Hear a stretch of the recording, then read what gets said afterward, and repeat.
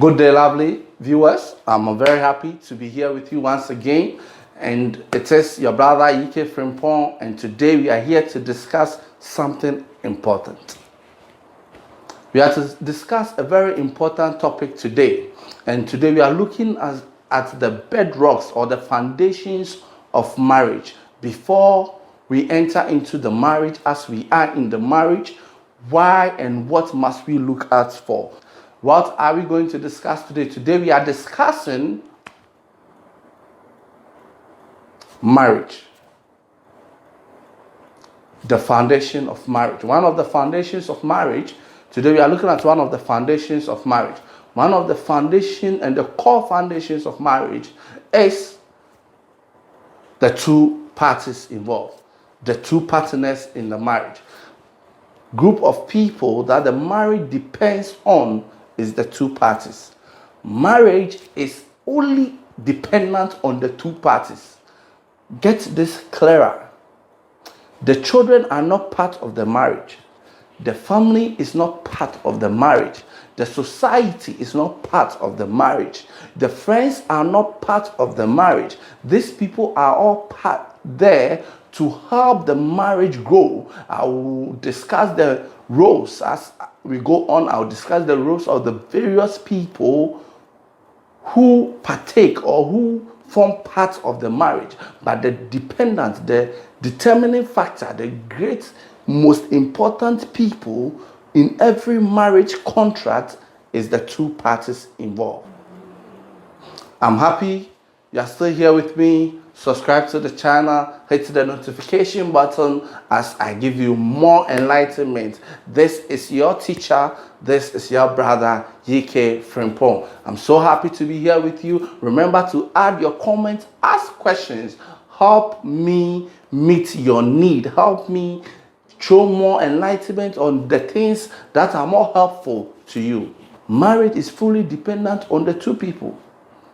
The most important people in marriage is the two parties. They make up the marriage. The survival of the marriage depends on them. The end of the marriage depends on them. Whatever happens to the marriage depends on these two key people. I'm saying the marriage is dependent on the two people, the man and the female, the man and the woman. Marriage is between the two and no other person. When you look at the marriage contract, anyone who signs is seen as a witness. He is not a partner. He is not a partaker of the marriage. If the marriage will survive, it depends on the two people. If the marriage will end, it depends on the two people. The most important element in marriage is the two people. Marriage, the final decision depends on the man and the woman. The man and the woman. The marriage is dependent on these two people. They make the decisions. So any influential person, any person influencing the marriage, any third party to the marriage, any other person is a third party to the marriage. They may have roles. They may have roles to play. That is why they talk about maturity. Why? Because the marriage is dependent on the two, and the two should be matured enough to take decisions. The marriage is dependent on the two. We must get that understanding that the children are part of the family and not part of the marriage. If the marriage is about to break, if we are about to divorce, it will be dependent on the two of us. In the courtroom, it is only the two of us. Even in a family gathering, in a traditional marriage setting, the questions will be put to the man and the woman. And if the children cry that no, do not break them up, and the two have decided to break up, the court will listen to the two and take a decision and allow the breakup or the divorce. The children's opinion do not matter, such as the friends churches, society, the families, the whoever, third party, the counselors, me, Ike Frimpong, my opinion will not matter in a decision to divorce.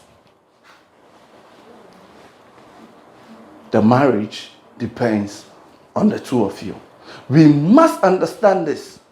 Don't use any other reason as the two of you deciding that, Master, I'm done.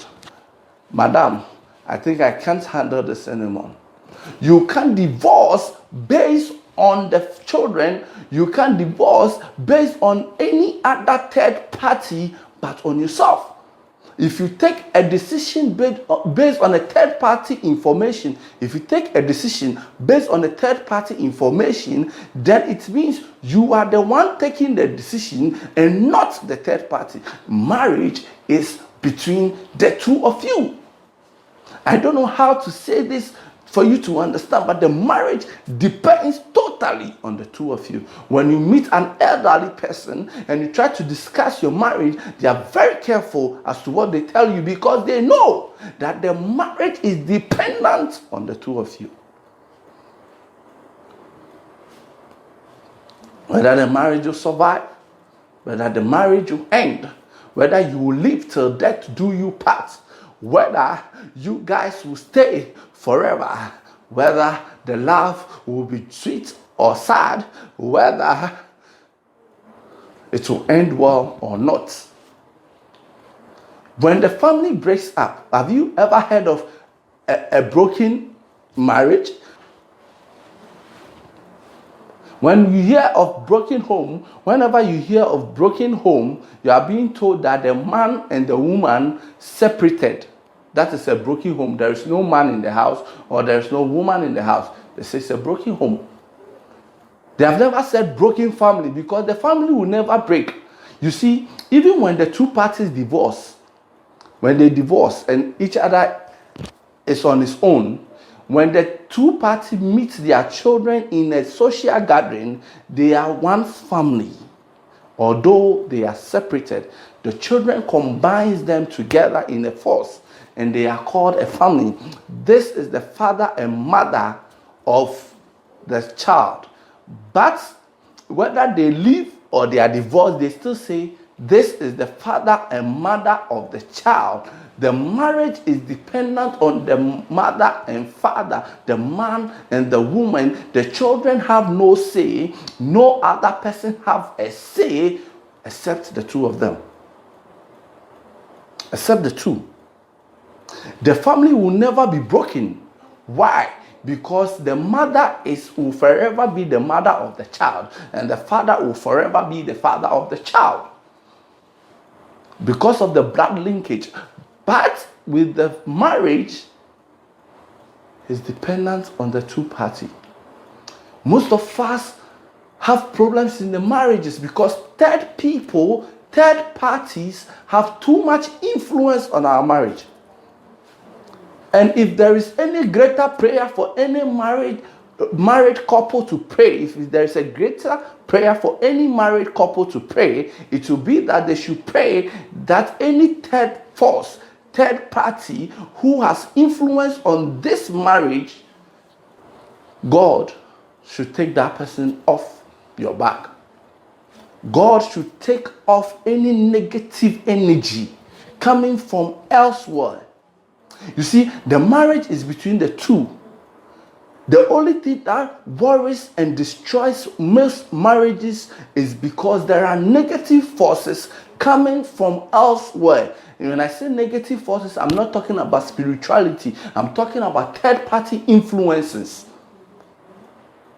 I'm talking about the happenings in the house. I'm talking about your wife giving birth to a sick child. It's a negative force that does not affect the marriage anyway. You loved him and you loved her. There was nothing wrong. She did nothing, even if she did nothing to contribute to having a sick child. That sick child is a third party to the marriage. And therefore, you can't base on the sick child and say that you love not her anymore, or you don't love her anymore, or you don't love him anymore. When the family is going through tough times, financial difficulties, when the family have problems, when the family is hit by disaster, you can't base on that and say I love not you anymore, or you can't say because of the disaster my love for you is not in existence. I can't find it. I can't find my love for you. I think my love for you is no more, and therefore we should divorce.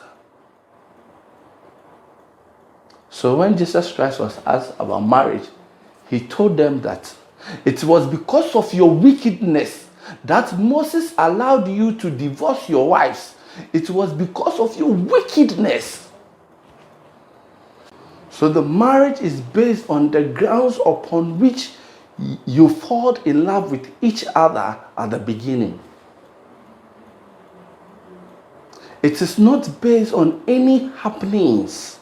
Identify the happenings and don't think that you love not each other again. Don't think that the love for one another is no more. Your love is no more. But think rather that there is a third force which is affecting the marriage. I'm happy you are still here with me. Subscribe to the channel, hit the notification button as I give you more enlightenment. This is your teacher, this is your brother, YK Frimpong. I'm so happy to be here with you. Remember to add your comments, ask questions, help me meet your need, help me show more enlightenment on the things that are more helpful to you. I'll see you again next week. Thank you very much.